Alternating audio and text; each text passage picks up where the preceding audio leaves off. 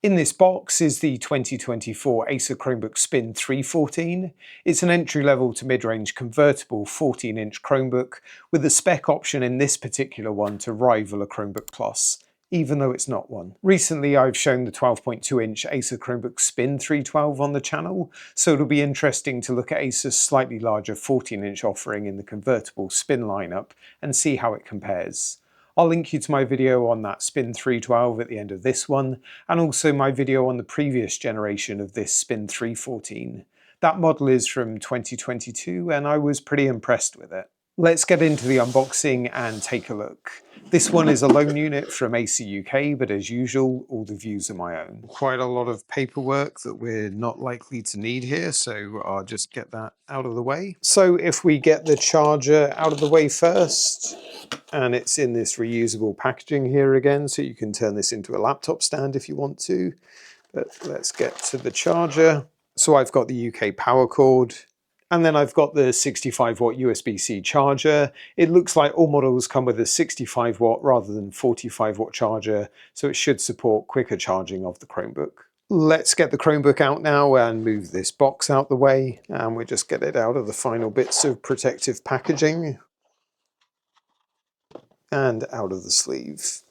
So here it is, the second gen Acer Chromebook Spin 314. This silver colour from Acer is branded as sparkly silver.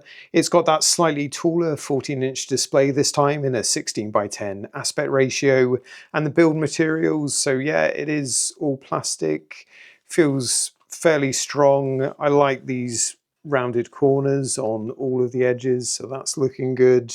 And weight wise, yeah, it's feeling okay. So Acer say it's about 1.57 kg, that's about 3.46 pound. The spec I have of this particular model looks to be the highest available in the UK, and it includes the Intel Core i3-N305 processor, 8GB of low power DDR5 RAM, and a 256GB NvMe 4.0 SSD.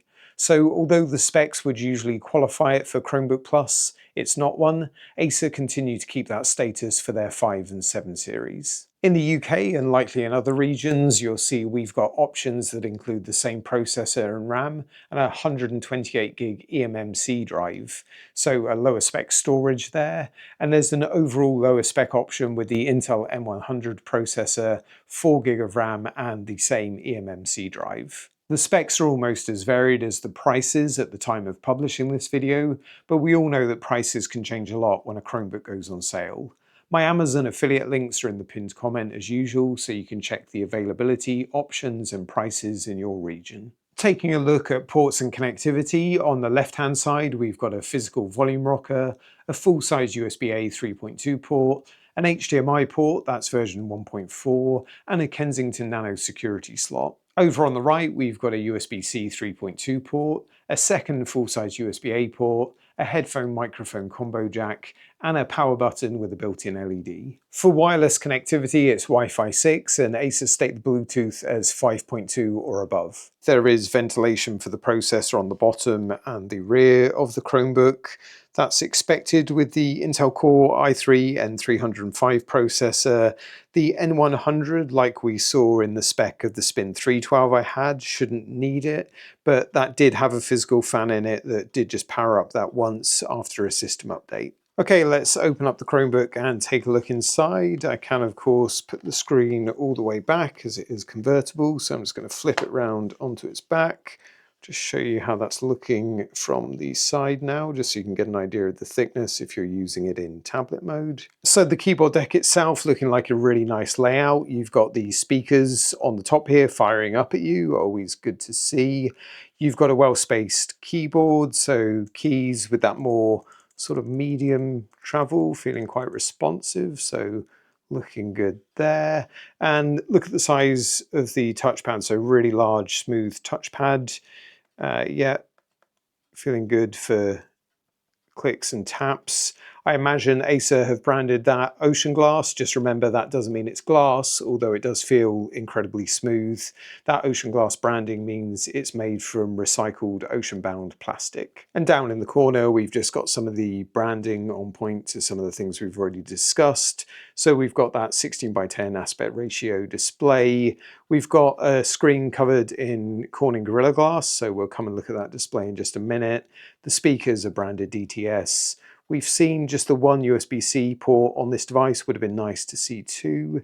And the screen should also be better in low light conditions. So all sounding good there. I'm going to get set up with my test user now and we'll take a look at that display in a bit more detail. Let's talk about the 14-inch IPS touch display. So out of the box, it wasn't running at the full 1920 by 1200 resolution, but I've updated that now. So that's a WUXGA resolution in this taller 16:10 aspect ratio. Acer claimed brightness of 250 nits on this one, which is a bit disappointing. Some sellers online say 300, but unfortunately I think it is closer to Acer's claim, and it's got a gloss finish to it.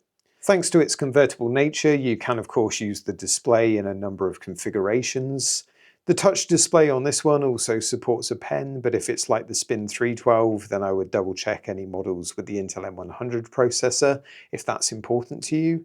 And it's also coated in Corning Gorilla Glass to give it some extra strength and resistance to scratches. And the bezels on it, I'm not too offended by them, so obviously at the top and the bottom they're slightly bigger, but they're fairly thin on the sides. At the top of the display we've got the webcam with the privacy slider, and on this model it's a full HD webcam, but some other models are just offering an HD camera. Testing out a bit of gaming, and of course games like Real Racing run absolutely fine, especially with the Core i3-N305 processor. Whether you've got that processor or the N100 or the N200, you're going to see ChromeOS updates all the way through to June 2033. If you did want to check out the smaller sibling to this Chromebook that I mentioned at the start of the video, the Acer Chromebook Spin 312, those videos are on the left-hand side of your screen to watch next. Otherwise, if you want to check out the first gen of this Acer Chromebook Spin 314, that's the video on the right. Cheers.